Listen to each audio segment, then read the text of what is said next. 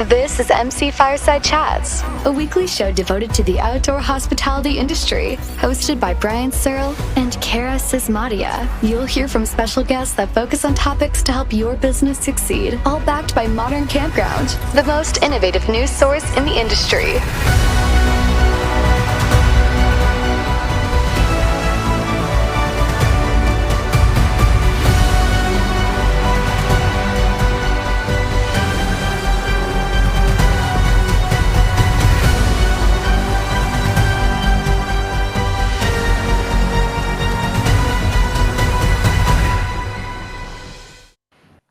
Good morning, everybody. Welcome to another episode of MC Fireside Chats. My name is Brian Searl with Insider Perks. Super excited to be here with Cara, as always, Cara Csizmadia from the Canadian Camping and RV Council, and Mr. Darryle Busa, the Editor-in-Chief of Modern Campground.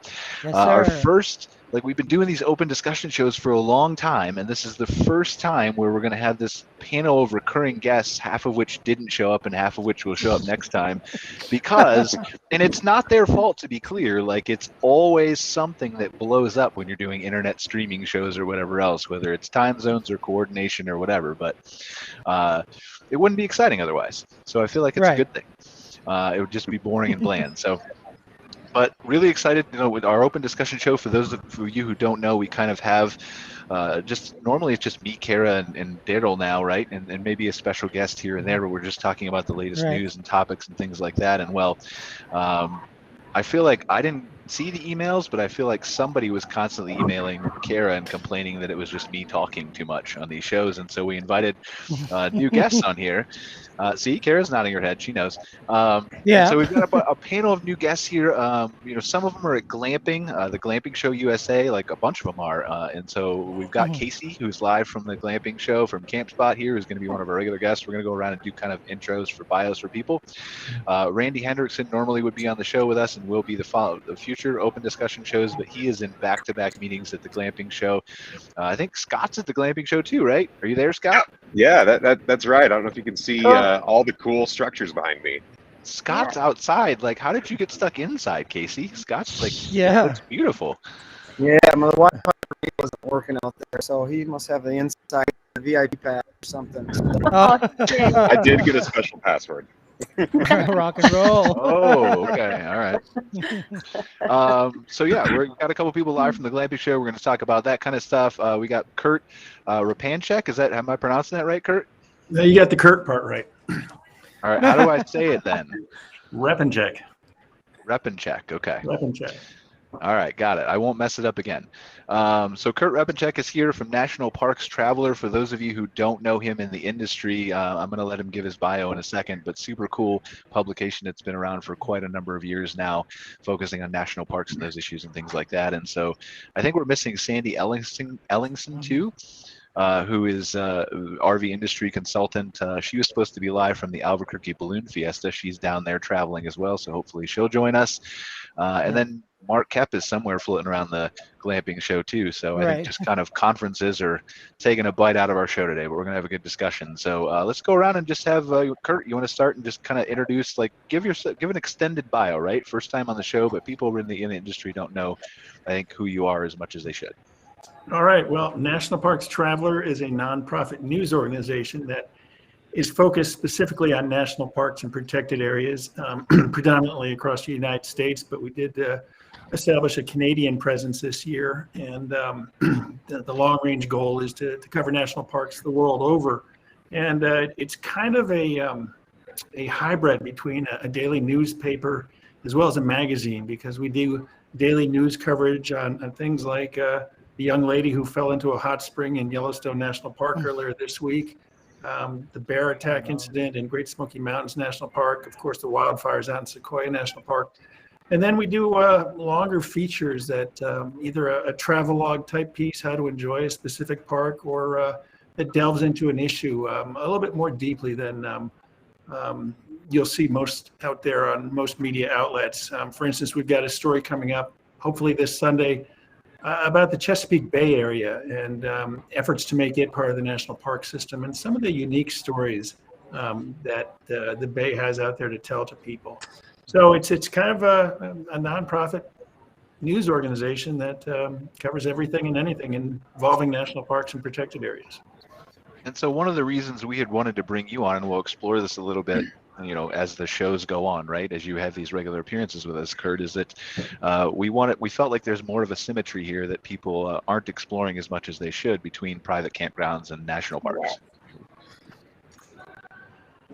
Well, it's an interesting dynamic there because you've got the national park system and their long-term philosophy on how to manage the parks, and you don't see as many amenities in the national park campgrounds for RVers and whatnot. And then you've got the commercial outfits outside the national parks, which provide those opportunities. And so between the two, hopefully we can meet all needs of RVers, whether you're pulling a fifth wheel or you just got a camper on the back of your pickup truck. And it's kind of interesting to see how they're evolving, because right now the National Park Service for some months has been studying exactly what should the 21st century campground look like.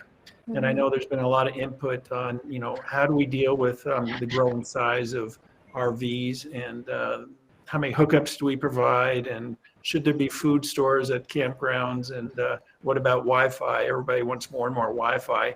And does it deserve to have a place in national parks? Yeah, so I can imagine the thousands of different topics we're going to delve in there, but let's maybe not just today, but as we ongoing and continue our relationship around MC Fireside Chats. So super excited about that. Let's go to Casey, who's live from the glamping show, because he's got to leave us a little bit early because he's super busy, and Campspot's amazingly popular apparently. I've never heard of them, so just tell us, who is Campspot?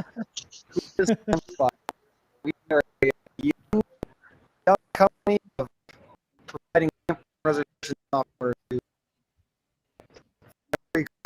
America. Showing that I have a connection issue. That's okay. Yeah, we can hear you a little bit. You're a little bit choppy. So I think the issue is across this whole glamping show, I've heard from several different people that the Wi-Fi isn't the best in the world. But I'll hopefully we'll get Casey back. But Casey is obviously the business development manager of Campspot. Work with go ahead, Casey, if you're back. So. Yeah, if I'm back, you can hear me. Yeah, so we work with 1,500 plus campgrounds across North America.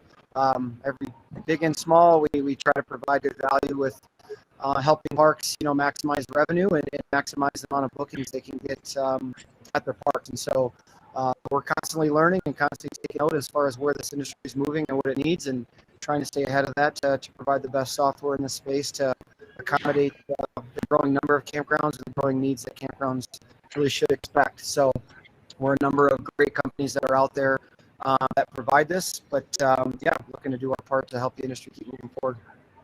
Well, and we're super excited to have you. I can't think of, as far as open discussions and timely topics and things, somebody who regularly interacts with 1,500 plus parks, not you directly, but your company, right? Right. I feel like there's a ton of insights and discussions we can always have with you. So looking forward to that. Yeah. Mr. Scott Foos from Horizon Outdoors is also at the glamping show, but in a much better background than Casey is. So what's going on? Yeah. Scott? Hey guys. Yeah. Happy and glad to be here. Thanks for having us. We're here at the glamping show, and from what I've heard unofficially, it's attendance is up 3 times from what it was 2 years ago when it was last live here. And we're amazed at what we're seeing out here. But a little bit about us. Horizon Outdoor Hospitality is a third-party management and consulting firm exclusively serving the RV resort and glamping space. We work with a handful of properties nationally, and we really provide A to Z services that you would expect with turnkey full management, but also consulting and accounting and marketing services as well.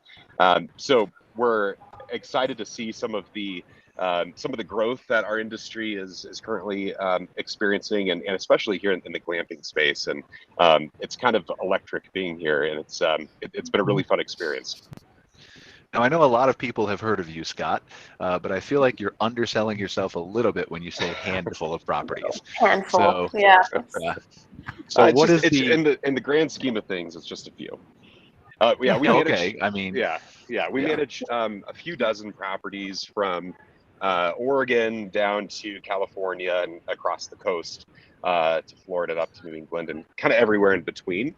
And we manage a wide variety of properties too, which is pretty interesting to see the differences between, in the RV resort space, the differences between like extended stay properties and transient oriented properties, but also more of the true glamping oriented properties as well that we have too. So it's a small industry, but it's very, very different from one property type to the next and one area to the next too. So yeah, it's been an interesting experience over the last couple of years.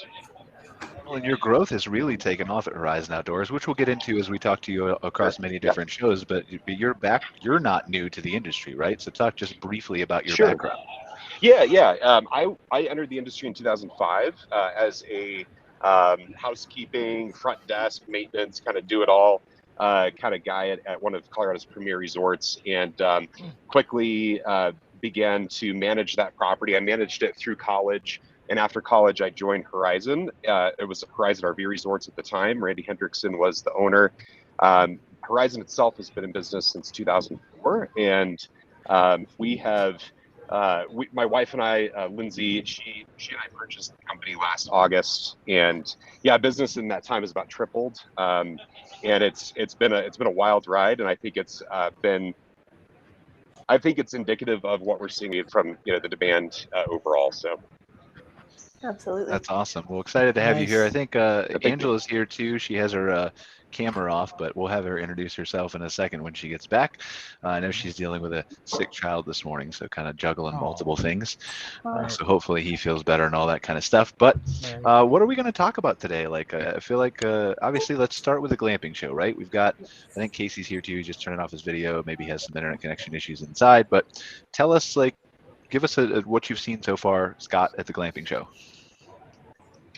Yeah, what's been really interesting here, the forum is great. I mean, you've got the indoor seminars that are every other hour, I believe. They're about an hour long, and then there's an indoor exhibit, and then there's the outdoor structure exhibit. And every single area is full. And we were kind of surprised to see so many people here again today on the second day.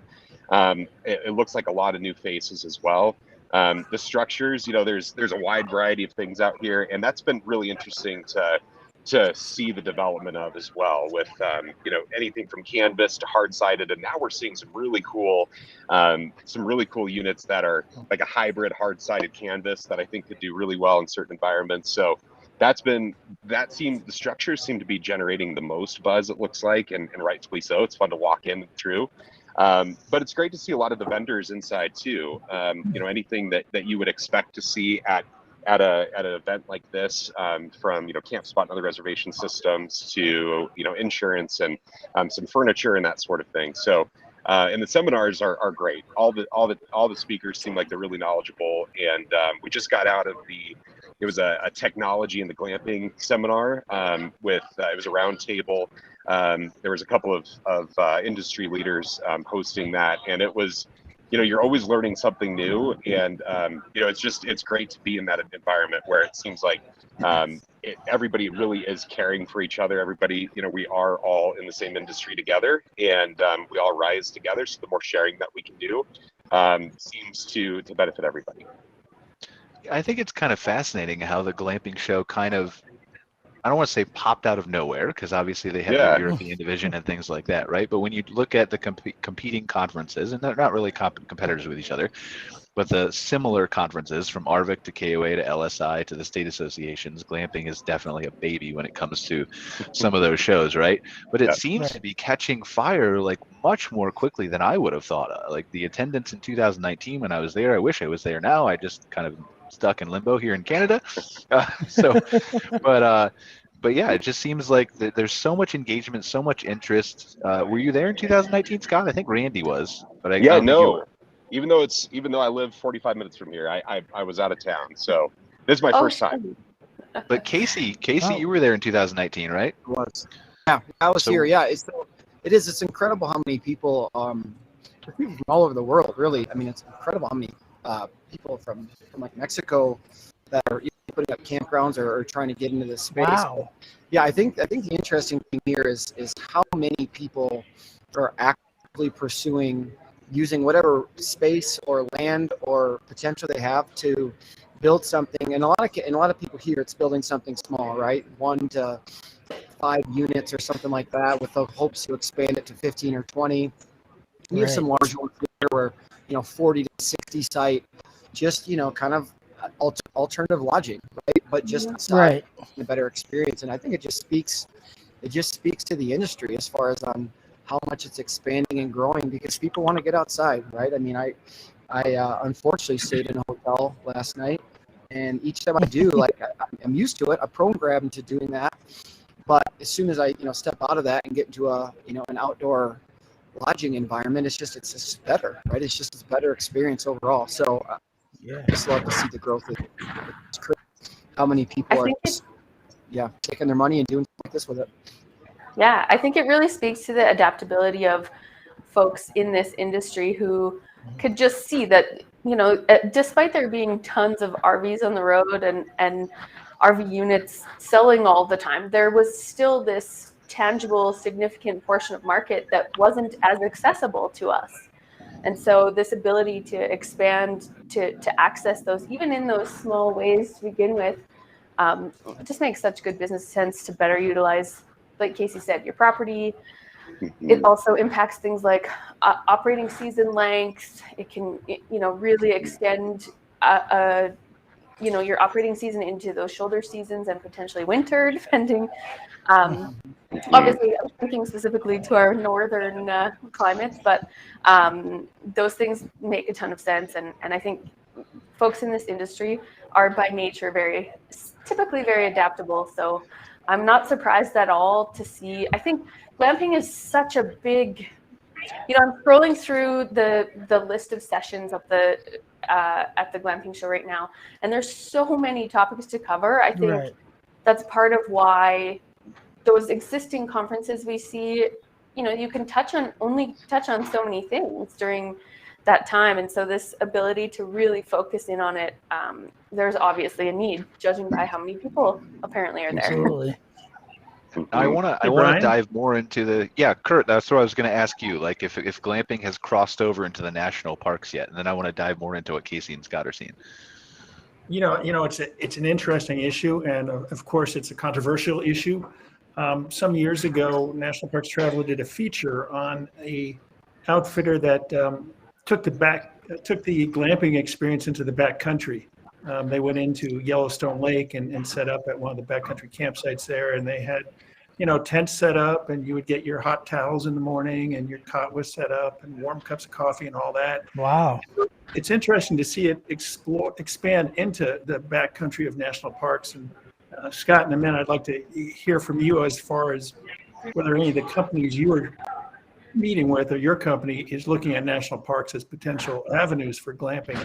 At the same time, here in Utah, it's caused quite a controversy down in the Moab and Zion areas, Zion National Park, Arches National Park. Companies are moving in with these grandiose plans of I think upwards of hundreds, if not thousands, of guests a night glamping right on the doorstep of a national park. On BLM lands, public lands. And so the question is this appropriate? Is it putting too much pressure on the national park? Are we really turning national parks into these biological islands that are surrounded by human presence? Mm-hmm. Yeah, it's interesting. I'll just touch on this. In Canada, Parks Canada does have a glamping program. They actually do a Learn to Camp program, and they've got yurt units and other canvas structures set up in several of their parks, and they target sections of the market that aren't technically campers yet. So whether that's new Canadians who maybe just immigrated or something like that, they run programs specifically using glamping units inside the national parks to get more folks camping. And those are great examples of how our national and provincial park spaces really support our industry as a whole. And I think private operators sometimes struggle with having a good collaborative relationship with those parks, but that's one of the ways that they really impact our industry in such a positive way. Scott, did you have anything to say to what Kurt was saying, or? I think it's a really, really important question. I don't know that I don't have a solution by any means, but I think what's really important is being a good steward of the national parks, and what it means to visit them responsibly, and what it also means to be a camping or glamping establishment, and how you can partner and support the national parks as well. I think there's I've seen a lot of backlash to what Kurt was saying, not necessarily from, it seems like, government agencies, but more so from local communities that live near these national parks, that they moved there for a certain seclusion and ability to access them and enjoy the tranquility and of that. And I think the issue really does stem to how you can support them and operate a business that brings awareness to the national parks and brings awareness to the intrinsic values of visiting these places, but in a way that doesn't overrun them, and which is something that I think the national park system is dealing with already. I just saw yesterday that Yosemite, I think for the first time in a while, is able to move away from a reservation system for access. So I don't know what that really means in the grand scheme of things, but I think it is very interesting to see how we can partner with national parks. And I think, Kurt, we should have some discussions, as maybe in a future episode too, about ways that the private sector can help support what you're doing in the national park system as well. I'll say that Yosemite's reservation system that was just implemented largely during the COVID crisis, and Rocky Mountain National Park had a similar one. Acadia National Park has a reservation system as well if you want to go up to the summit of Cadillac Mountain, but that was more to address just general congestion, whereas what was going on at Rocky and Yosemite was tied directly to the coronavirus pandemic, although Rocky Mountain acknowledges that they do have a congestion problem. A lot of people have told park staff that they won't be coming back until it's addressed. And we had a podcast, I think it was last week, with the superintendent of Rocky Mountain delving into that. But I think it's a larger problem because not just inside the national parks, but surrounding them. How much is too much? I mean, how much before you kill that golden goose, which is the national park system? I mean, there's incredible overcrowding in places like Zion and Yosemite and Yellowstone and Rocky Mountain. Mm-hmm. How much is too much before people start saying, I'm not going to go to those parks? And so, the commercial industry suffers because of that. It's a tough one I'm glad I'm not managing either a park or a campground community. Yeah, it's a delicate balance that we'll figure out, and I'm sure we'll dive into, over the course of maybe even later on this show. But just before Casey, I know Casey is not going to be on the show with us too long. So Casey, one of the questions that I have real quick, and you can talk more about glamping and what you're seeing as a vendor perspective too, and maybe this is throwing you into the fire a little bit because it's a controversial topic, but when I was there in 2019, I would meet a lot of people, and I think you and Scott have both touched on this, of people who are looking to set up the 1 site, the 2 sites, the 10 sites, the whatever. Is there a sense of the difference between the people who are looking to operate glamping from a campground perspective versus an individual land use hip camp type perspective?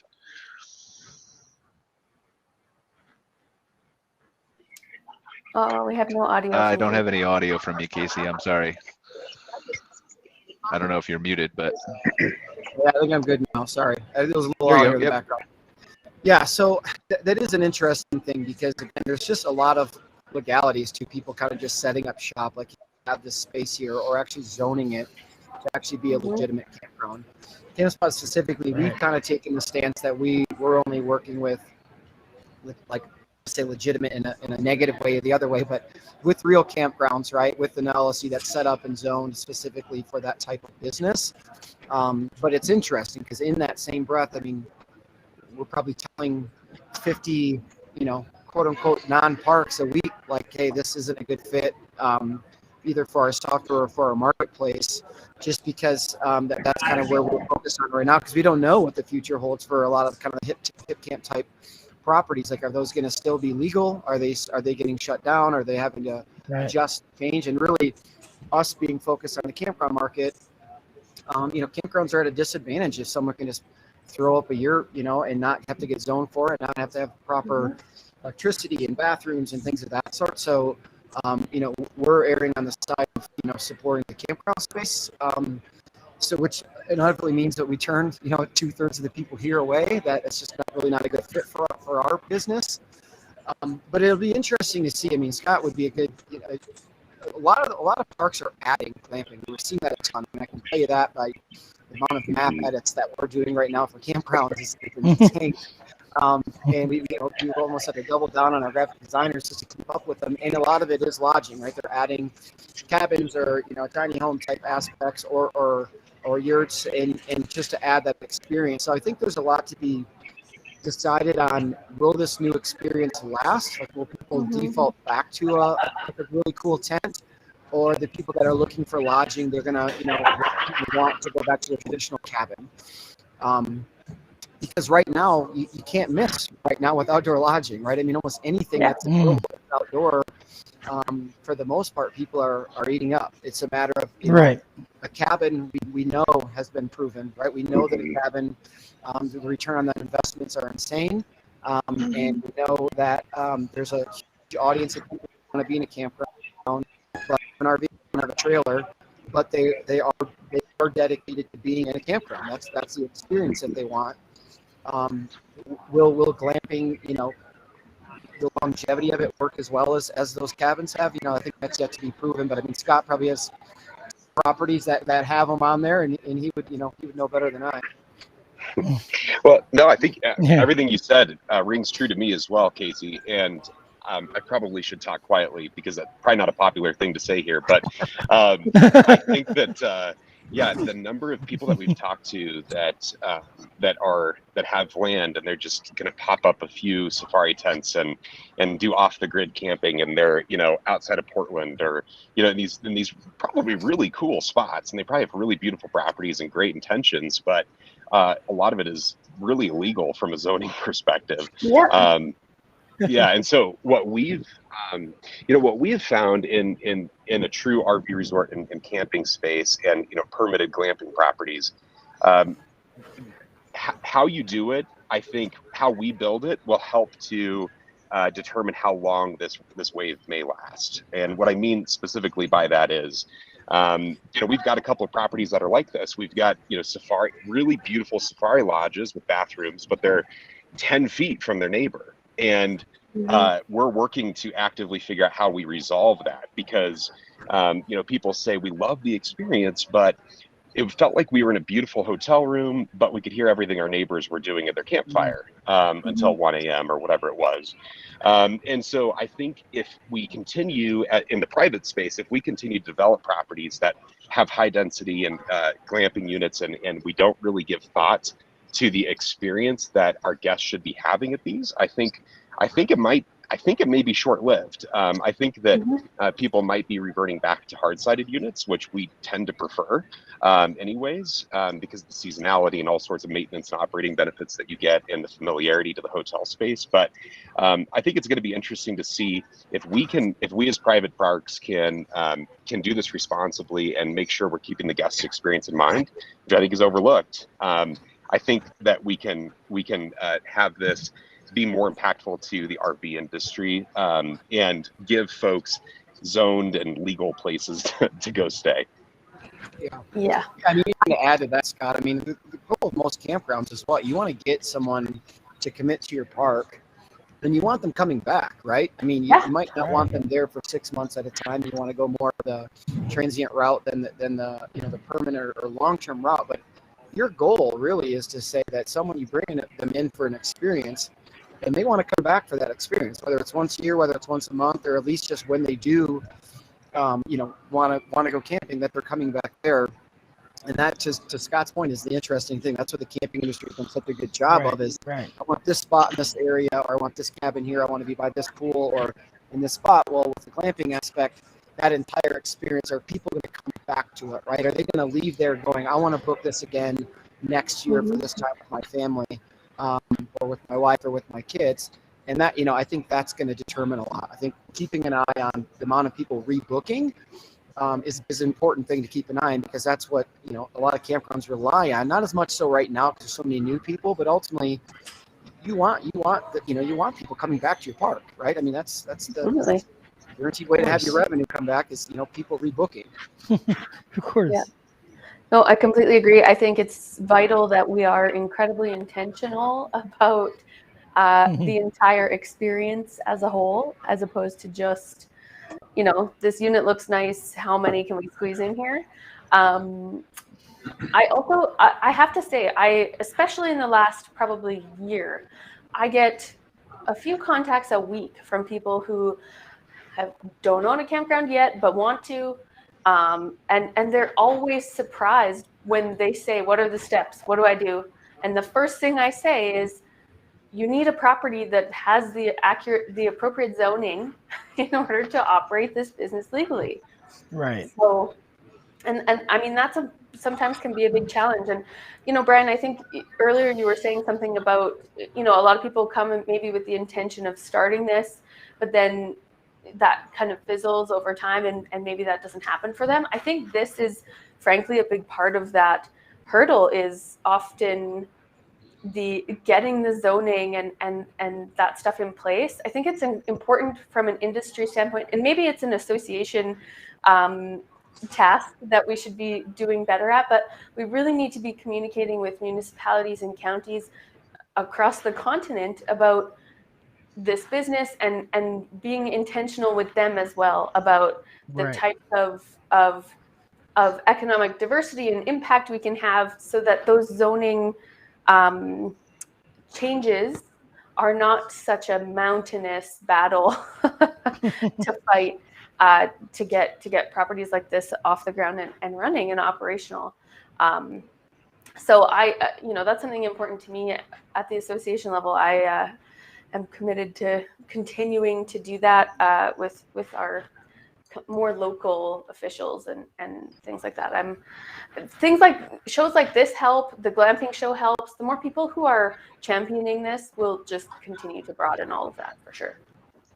Well, I think that's a good point, right? Like, I think I'm hopeful that, and I firmly kind of come down on the same side that Casey's on, right? Like, we want to work primarily with campgrounds and places like that, but we are turning away people just like Casey is at the same time. And so I think ideally, like, a perfect goal that comes out of this is the raised awareness from COVID, more people who want to get into the space, more people who want to start glamping businesses, but maybe that interest translates into more governmental awareness, more regulation awareness, more willingness of permits to be approved in a quicker, more robust fashion.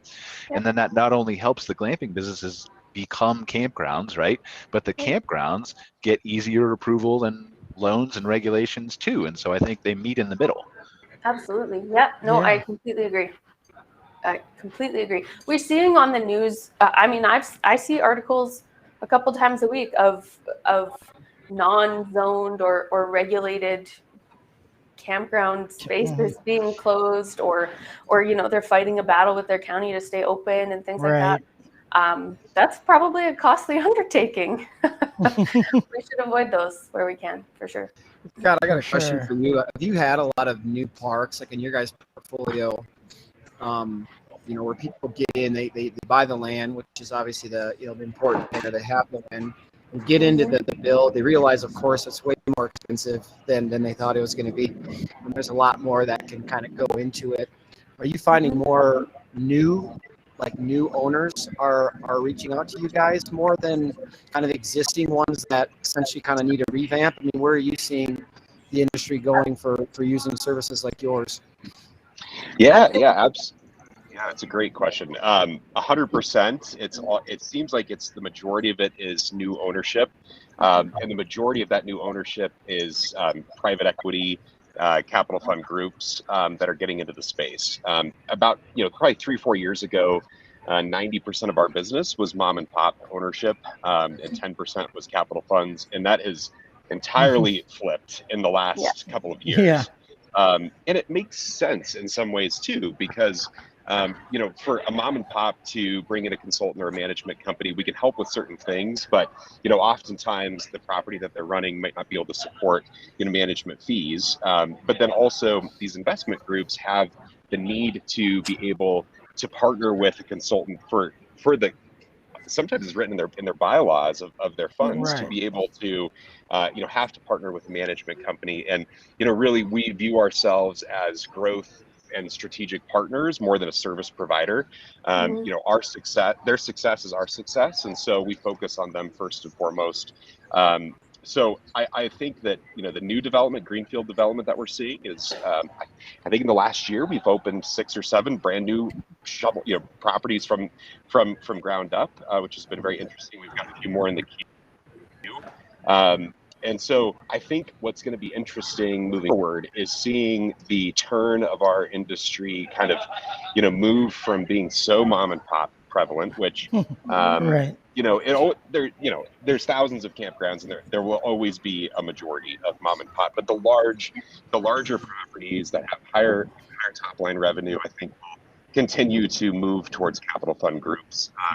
And I think what we're really advocating to our clients, and we work with amazing clients, we're advocating that they make sure that they build these properties and run these in a way that makes sense for future growth, and isn't and provides unique experiences at each location, and we don't turn them into chains of Fairfield Inns where you can be exactly, because our industry was built on unique locations, unique experiences, just kind of the uniqueness and difference of each location, and I'd hate for us to lose that as an industry. So so far it seems like everybody's getting into the space. They know that's why it's been so successful, so let's just keep leaning into that. It's the fundamental of the industry is, folks are moving around between all of these parks. We want to offer them different experiences in all of those places to get them in the door in multiple properties every season. And so I completely agree with Scott. I'm seeing the same thing here. I have the last several members that have joined the association in my province have all been investment group members who've purchased campgrounds in the last year and are looking both for management staff or services to help them with operations, and also happy to network with other operators. I think, they're happy to keep their eyes open for any more potential deals and things like that. So I completely agree. I'm seeing that same shift up here, and I don't anticipate that really slowing down as long as the industry is performing so well. Yeah, and one of the things, even with the menu, Scott mentioned this, and it's so important as far as finding some of that niche, or at least just expanding on what your park does and what it does well, and displaying it, right? I mean, we went to the extent where we were having such a hard time getting quality photos and listings to be able to, basically showcase, parks properties online to keep a confident book line. We're like going on doing photo shoots for them, saying, look, you desperately need to showcase the good things at your property, and how you talk about the site and how you display the different site types, and I don't necessarily need a photo of every single site, because some of the sites don't look great. Some of them don't look well. I'm showcase the ones that do, for sure. And just getting something out there is going to increase bookings, and I think, again, that's just the overall shift that the camper should expect. Right? I mean, you were able to not have that much photos and display of your park in recent years, but that's really the expectation now, especially if you want to kind of stay for keep attracting. Because again, the goal is to attract new customers as well as get the other ones to come back, because new customers is going to drive your price point up each night, right? You never want to stop getting new customers, but the best way to do that in some cases is to let them know what you have, and just displaying that in some capacity is so important. And we've seen a good shift in that, where even 3 years ago we'd look at it seemed like 1 out of 10 parks actually had a good representation of what was at their park from a photo standpoint, and just an explanation, and even just giving it a general creative overview of your park, like what to expect when you come here. We've been trying to help parks write, like, hey, we don't want to write it for you because it's your park, but you really want to give some sort of snapshot of what why should I come there, right? What is it about that park that's going to speak to certain customers? So, we're seeing a good switch in that too. But it's still, the camping industry overall still has a long way to go. You know, there's still a lot of parks that don't have that.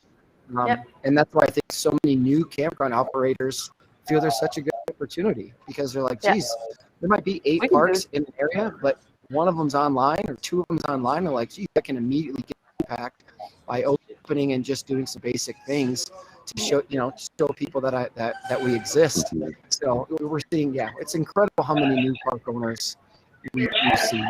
Honestly, I would say maybe out of the 700 or so parks over the last year that we've onboarded, I would say honestly maybe 150 have been new parks. So it's crazy. It's crazy how many new parks that we're seeing getting opened right now.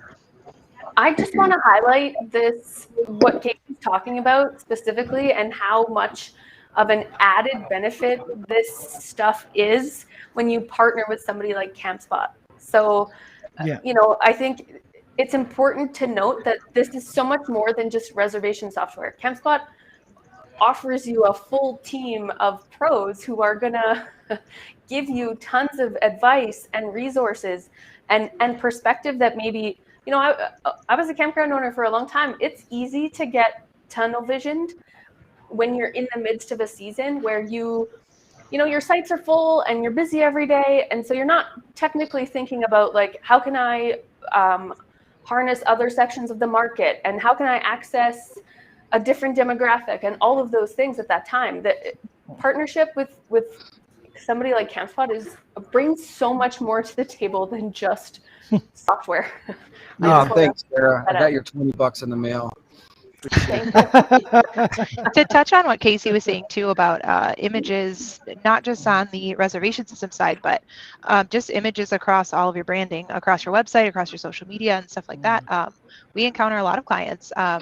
It's getting better. I find that the group or the properties that are working with management groups tend to have nicer pictures, more pictures, that sort of thing. I mean, we still have, I joke and people laugh, but we still have clients where, we've got pictures that we have to pull from that are like, from a flip phone, like Motorola Razr kind of images. And, the thing is I just don't, people see a price tag on what it costs to have someone come into your park and take pictures. And it's really not difficult if you have a nice smartphone to take some of your own pictures. But the negative reviews and the people that don't want to come back and the people that don't even want to give you a first chance, it's because you're setting an expectation with the images that they're seeing. And if your images stink, there's not anything for them to look forward to. There's nothing enticing them to book. And then the negative reviews that you see, you want to have nice pictures, but you also want to have an honest depiction. If you only have one nice bathhouse and everything else is junk, and you only have a few nice nights, you need to find a nice way to display the reality of your park, because the negative reviews you get are because of unmet expectations that you've already set before they've set foot on your property. So, Maybe to your point, Angela, with that too, because you guys are right on the front line with marketing and social media and making sure that we've got great content. And I think that it's not as complicated or as expensive as it sounds like it could be to get those great images.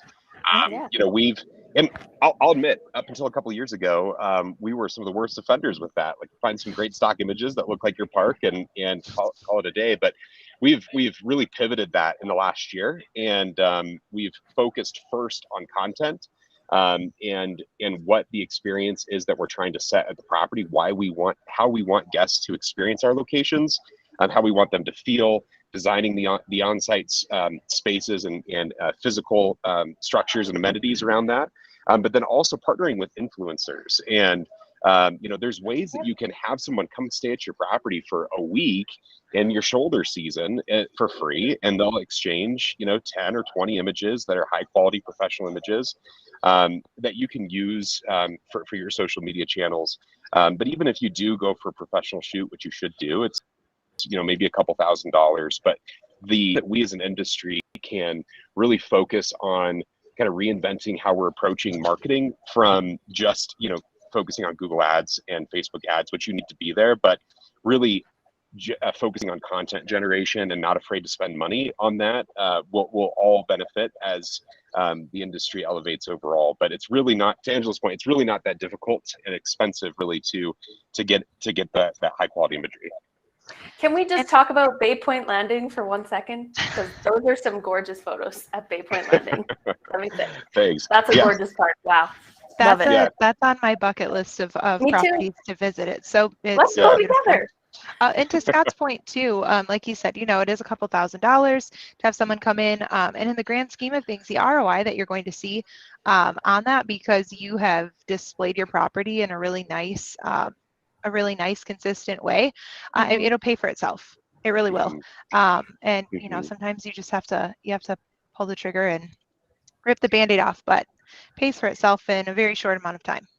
And one last thought on that too, Angela, and I'm not a marketing guy, but I know enough to be dangerous. But if you focus and spend money on great content, you can really narrow your audience down to the folks that are actually going to book at your site. And so your Google and Facebook ad spend is so much more efficient as well. So it almost, in some ways, can not only will it make you more money, but can also on your marketing efforts because it can be more narrowed and focused as well. And it also ends up, another point to that is the reviews that you get. You get more consistent review ratings. You're not getting as many negative reviews because they have, false expectations of what they're going to see. So it's a multifaceted thing, and really, really simple fix too. Yeah, and it's all just it's about putting thought into it, right? And thought and care in the same way that Scott does on the management operation side, and obviously he's got marketing people on his team too that focus on that.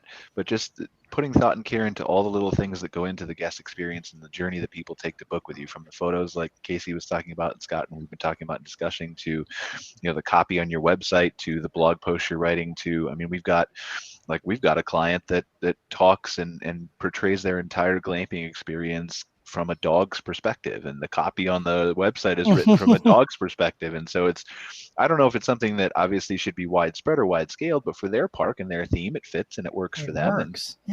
But the key is that they're putting that thought into it. They're thinking about, here's how I want to theme it, here's how I want the guest to perceive it, here's how I want it to do it, and they're really taking the time to create that stuff. And to Scott's point about even Google ads, all the directions we can take with this, right? We've got clients. Yeah, we've got clients again.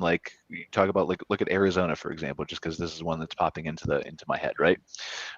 You narrow your focus and you target your Google ads and Facebook ads to people who are looking for places to stay near the city where the campground is. The further you go out from that, the less narrow your targeting becomes, and you can still get guests as you increase that. But the ROI, the return on investment, the conversions, all that goes down because you're expanding your targeting. And so, and that's not just with Google ads, it's with everything you do, copy and all that kind of stuff. So,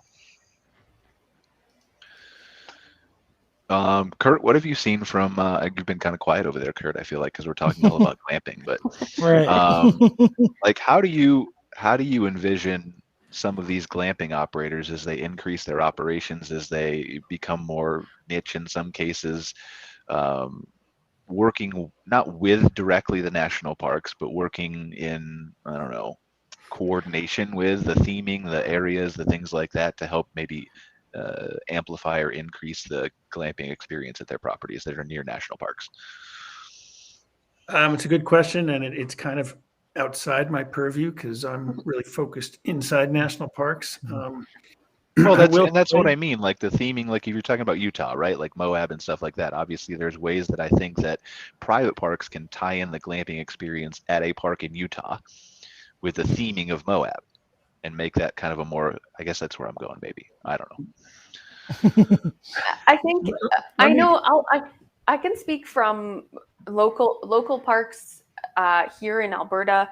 I just finished sitting on an outdoor recreation roundtable, and Alberta is the provincial parks are actively working to expand or enhance their regulatory requirements on outdoor recreation use on the crown land properties immediately surrounding their provincial parks, in a way to, Kurt touched on this earlier, to both kind of reduce human impact in those areas and do some more regulatory stuff, but also be more intentional about how visitors are using those spaces in order to cultivate experiences and things too. So things like, OHV, like ATV use and things like that, they're putting in regulatory expectations and resources and facilities and things like that to better, I hate to say control, just to mitigate our impacts on those really vital kind of natural ecosystems that frankly make up a large portion of this province. And we have several campground member operators whose properties are either on those lands or directly border them. In the cases where they're on those lands, they have lease agreements with any privately operated campgrounds there. But it certainly does have the potential to really impact their businesses. There are a few, we've had the owner of Sundance Lodges on this show before, quite some time ago, but her property is in Kananaskis Provincial Park, and she has, the majority of her sites are teepees and outfitter tents. So she's actively operating a really successful glamping business on provincial, like public lands, through lease agreements and all of those things. So, I think there's great ways to facilitate good partnerships here that, she, as much as she is operating her business, she's also really passionate about keeping the environment, prioritizing the treatment of the park and ensuring that her guests are great stewards of our natural environment. And she's, in my opinion, a great example of the type of person that I think that those parks should be partnering with. She's not only prioritizing her bottom line, but also that stewardship. And I do think that, the Alberta government is actively seeking other partners to do more agreements like that with. So there is, I don't think we can compare apples to oranges here.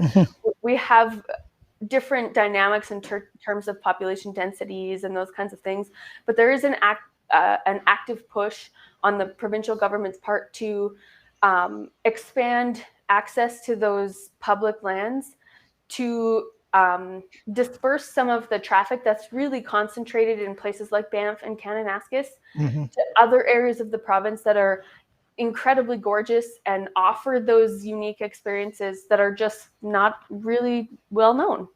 And so those private businesses like Sundance Lodges can really benefit from those government initiatives that are targeting those things. So sorry, Brian, I feel like that's a long-winded way of saying those things are starting to happen, and are proving to be successful here. And so I think as long as it's, again, I keep saying this word, intentional and really focused on not just bottom line and dollars and things like that, I think there's ways we can be really successful with. Hey, Cara, I guess I'm more cynical than you are. Okay.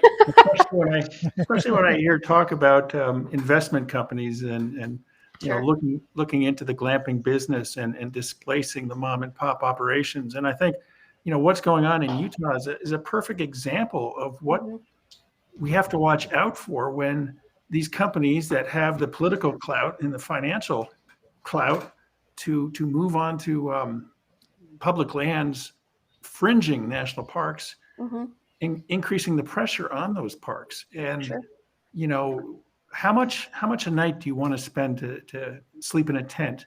I see there's an Airstream model coming towards Zion National Park, and $300 a night. Yeah. We're gonna, price the experience out for a lot of folks. Now moving away from Definitely. my cynical voice, down in Everglades National Park, there's an interesting operation at Flamingo down on the very southern tip of the park, where the concessionaire, because of some hurricanes that wiped out the lodge there back in 2005, I think it was. They're slowly rebuilding some hard lodging facilities there, which I think are going to open next year. But they've also dabbled with, I guess, glamping. They've got some beautiful tents, flamingo with beds and dressers and lamps and whatnot. But again, you run into, what Scott was saying earlier about, do you want to go to sleep listening to your neighbor? Sure.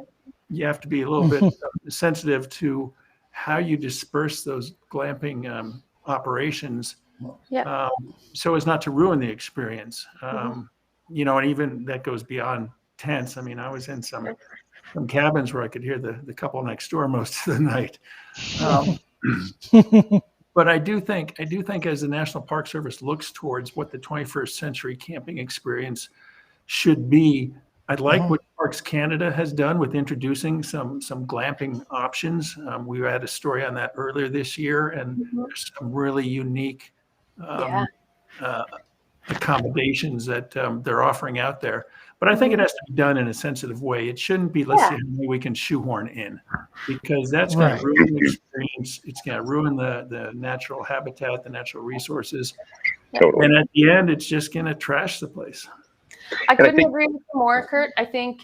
I know specifically here in Alberta, there's been up until now a real, frankly, a complete limitation on developments of certain types on our public lands. And the intention of this outdoor recreation roundtable was to start that regulatory conversation process so that the government can begin to assess. I think their intention is to be focused on ensuring that the right types of partnerships come into place in those areas. Right. In order to prioritize the things that you're saying, the experience, the equitable access to those public lands for as much of the population as possible. Those kinds of things kind of have to stay at the top of the priority list above a lot of or above any, frankly, private interest. And I think when you start talking about investment companies coming in, you're going to lose that. Well, and I think there is going to be, I don't want to speak out of turn, but in my opinion, I don't see there being willingness to partner with investment firms. I think,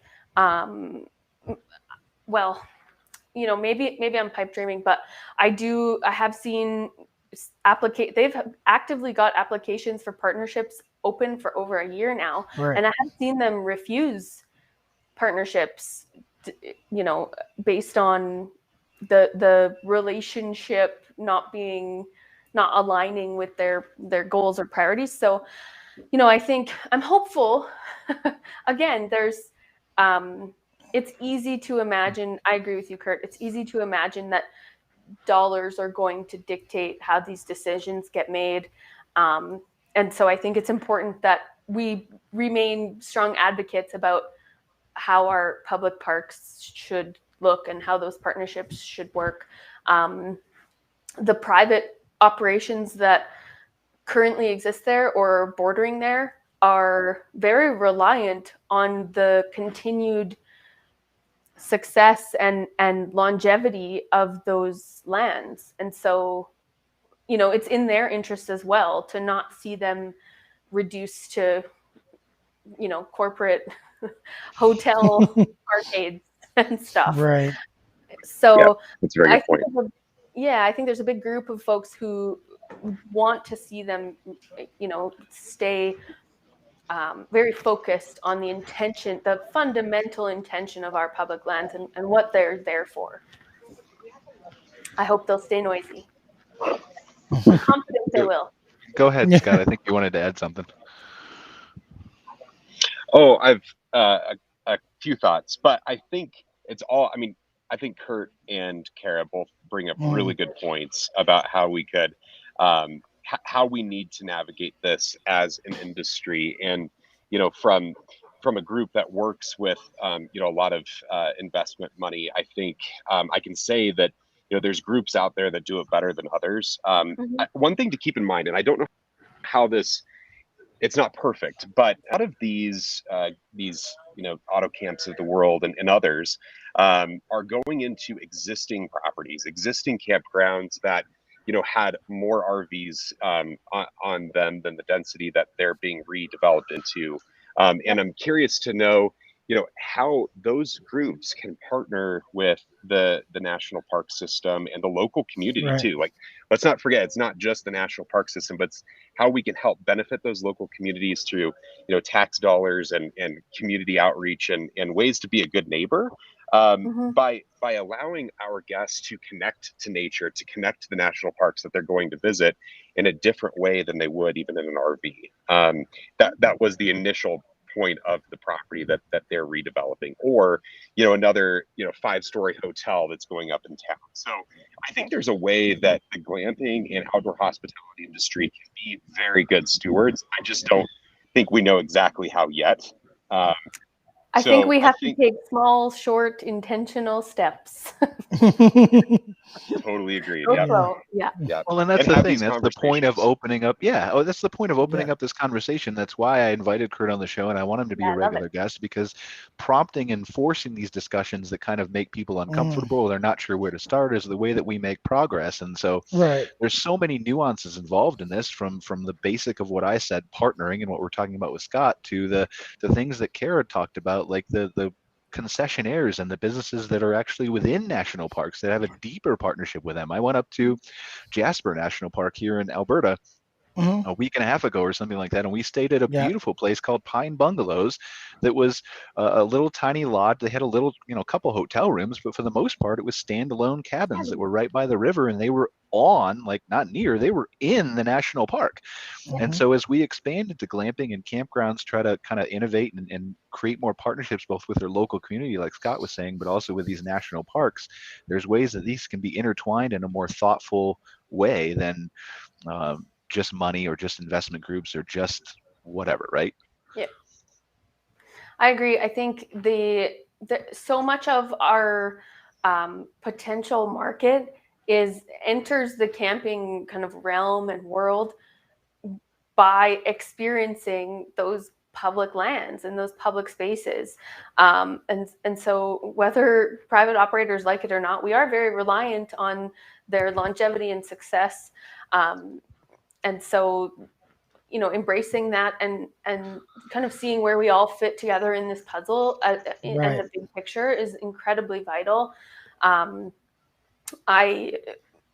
Like I said, we have several operators here, specifically in Alberta, but I'm sure across Canada, who can attest to, the success of their business being completely reliant on the success of the park. And so the interest from the government to not only kind of continue to make those parks amazing. We're seeing tons of financial investment in campground spaces to add RV connections and things like that. But then we're also seeing, like I said before, a directive to really start to harness some of the other areas in the province to help disperse some of the traffic from the really popular spots like Banff and Jasper and whatnot. And, I'm confident that's happening across the country. Yeah, and I definitely want to continue this discussion, and we can. I just want to bring Scott in one more time, because we did tell him we were only going to take an hour of his time, and he's live here at the show. So just Scott, feel free to drop off anytime you want, Scott. But just before you leave, if you have to go here, just tell us, what are you looking forward to at this glamping show? What's coming up for you? What are you excited about as you continue the show? Or wrap it up? Yeah, I think as a company, we've been trending towards, really understanding the need to create the why, why our guests are coming and why they're coming to our locations, and how we can really create those experiences. And it sounds buzzworthy to say, things like experiential hospitality, but as a company, we're doubling down in that. And we've hired some really high-powered people that have designed, experience stores for Nike and that sort of thing, of how guests should be using spaces and how they should be feeling in those spaces. And I think that I'm really excited about that direction that we're taking as a company, and that I see our industry kind of moving towards, is really focusing on how our guests feel, not just providing sites and a clubhouse and a pool and an affordable rate, and really what that means and how we can improve as an industry and grow as an industry. That's what I think I'm most excited about this. I also love seeing the innovation of, I mean, again, you've got all these structures back here, and that's just a small sampling of them. There are all sorts of things that we're seeing that I think, how practical they are in